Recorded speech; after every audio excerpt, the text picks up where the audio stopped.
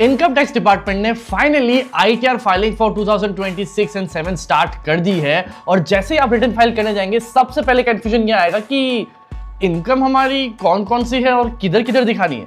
Welcome to episode 9 of file on ITR, जहां मैं आज आपको बताने वाला हूं कि इनकम टैक्स रिटर्न के अंदर कितने तरीके से इनकम को क्लासिफाई किया गया है। Total 5 source of income heads बनाए गए हैं आईटीआर के अंदर। नंबर 1 है इनकम फ्रॉम सैलरी, नाम से पता पड़ रहा हूं कि अगर आप सैलरी से कमाते हैं तो इसी हेड में दिखाना है। नंबर 2 है इनकम फ्रॉम हाउस प्रॉपर्टी, जिसका मतलब है कि अगर आपके पास हाउस प्रॉपर्टी से कोई इनकम आ रही है यानी रेंटल इनकम आ रही है तो वो आपको इस हेड में दिखानी है। थर्ड हेड होता है income from business and profession, नाम से पता चल रहा है बिजनेस एंड प्रोफेशनल लोग इस थर्ड हेड ऑफ इनकम में दिखाने वाले हैं। फोर्थ होता है इनकम फ्रॉम कैपिटल गेन, जिसमें बहुत ज्यादा कंफ्यूजन रहता है। जनरली आपके investment, B it share market का इन्वेस्टमेंट, गोल्ड का इन्वेस्टमेंट या फिर आपका प्रॉपर्टी का इन्वेस्टमेंट हो गया, जितने भी प्रकार के आपके लॉन्ग टर्म इन्वेस्टमेंट्स हैं या शॉर्ट टर्म इन्वेस्टमेंट्स भी हैं, वो सारे जब आप सेल कर लेते हैं उस पे जो प्रॉफिट होता है वो सारा income from capital gain head के अंदर दिखाना होता है। और आखिरी पांचवा हेड जो है वो है इनकम फ्रॉम अदर सोर्सेज, यानी पहले 4 में जो फिट नहीं हो रहे वो इस 5th हेड में दिखाने वाले हैं। यानी पहले 4 को छोड़ के बाकी जितनी प्रकार की इनकम है, एफडी का इंटरेस्ट हो गया, आरडी का इंटरेस्ट हो गया, अदर पार्ट टाइम कोई इनकम हो गई, वो सारी आपको